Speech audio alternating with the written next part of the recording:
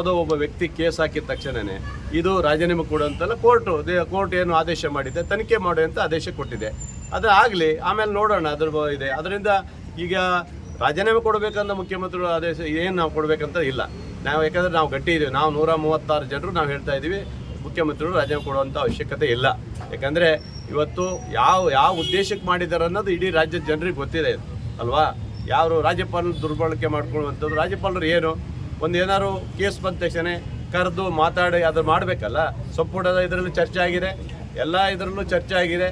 ಹಾಗಾಗಿ ಉದ್ದೇಶ ಏನಂದರೆ ಅವರಿಗೆ ಇವತ್ತು ಮಾನ್ಯ ಮುಖ್ಯಮಂತ್ರಿಗಳನ್ನ ಕರ್ನಾಟಕ ರಾಜ್ಯದ ಮುಖ್ಯಮಂತ್ರಿಗಳು ಇಳಿಸ್ಬಿಟ್ರೆ ದೇಶದಲ್ಲಿ ಅವರಿಗೊಂದು ಹೊಸ ಇದಾಗ್ಬೋದು ಅನ್ನೋ ಉದ್ದೇಶ ಅವ್ರಿಗೆ, ಅಷ್ಟು ಬಿಟ್ಟರೆ ಬೇರೆ ಏನಿಲ್ಲ. ಆ ಥರ ವಾತಾವರಣ ಇಲ್ಲ.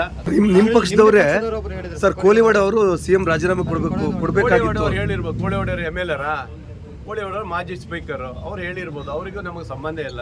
ಯಾವುದೋ ಉದ್ದೇಶಕ್ಕೆ ಅವ್ರು ಹೇಳಿರ್ತಾರೆ, ಅದನ್ನೆಲ್ಲ ಸಣ್ಣ ಪುಟ್ಟದನ್ನೆಲ್ಲ ಕೇಳೋವಂಥ ಪ್ರಶ್ನೆ ಇಲ್ಲ. ನಾವು ಏನಾದ್ರು MLA ಹೇಳಿದ್ವ ರಾಜೀನಾಮೆ ಕೊಡಿ ಅಂತ ಹೇಳಿದ್ವಿ? ಇಲ್ಲಲ್ಲ.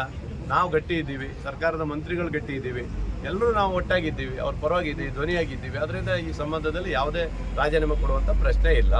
CBI ಕೇಸ್ ಯಾವ್ದು ನೀವು ಮಾಡಿದಿರಿ? ಪೆರಾಸ್ಮೆಸ್ತಾ ಕೇಸನ್ನು CBI ಕೊಟ್ಟರು, ಏನಾಯಿತು? ವಜಾ ಆಯ್ತಲ್ಲ. ಅವನು ಯಾರು ಇಲ್ಲ, ಸಹಜ ಸಾವು ಅಂತ ಬಂತು. ಆದರೆ ಬೆಂಕಿ ಇಟ್ಟರಲ್ಲ ಇವರು BJP ಇಡೀ ರಾಜ್ಯದಲ್ಲಿ. ಪೆರಾಸ್ಮೆಸ್ತಾ ಸತ್ತಾಗ ಇಡೀ ರಾಜ್ಯಕ್ಕೆ ಬೆಂಕಿ ಇಟ್ಟರು. ಒಂದು ಬಾಯಿ ಬಡುಕಿ ಶೋಭಾ ಕರ್ಲಾಂಜೆ, CT ರವಿ ಇಂಥವರೆಲ್ಲ, ಆಮೇಲೆ ಅನಂತಕುಮಾರ್ ಹೆಗಡೆ ಬಾಯಿ ಬಡ್ಕೊಂಡ್ರು, ಬೆಂಕಿ ಹಚ್ಚಿದ್ರು ಎಲ್ಲ ಕಡೆ. ಈಗೇನಾಯ್ತು? ಅದು ಪೆರಾಸ್ಮೆಸ್ತಾಕ್ಕೆ ಹೋಯ್ತು. ರಾಜಕೀಯವಾಗಿ ಮುಗ್ಸಕ್ಕೆ ಅವ್ರು CBI ಕೊಡ್ರಿ ಅಂತಾರೆ ಅಷ್ಟೇ.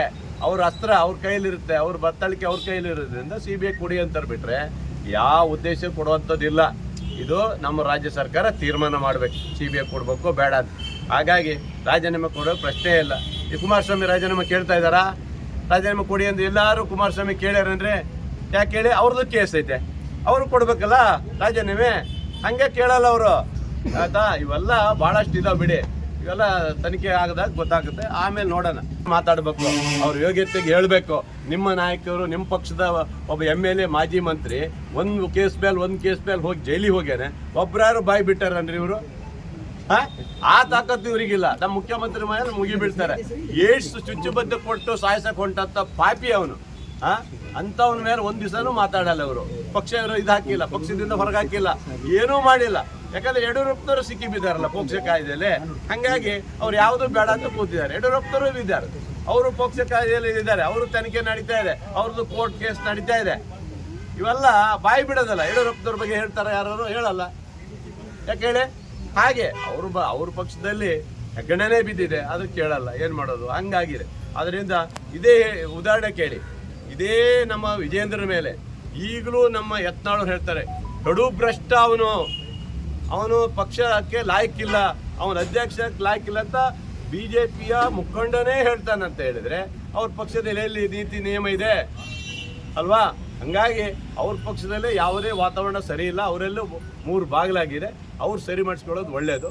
ನಮ್ಮ ಏನು ಮುಖ್ಯಮಂತ್ರಿಗಳನ್ನೇ ನಾವು ಯಾವ ಇದ್ರೂ ರಾಜೀನಾಮೆ ಕೊಡಿಸಲ್ಲ. Thank you.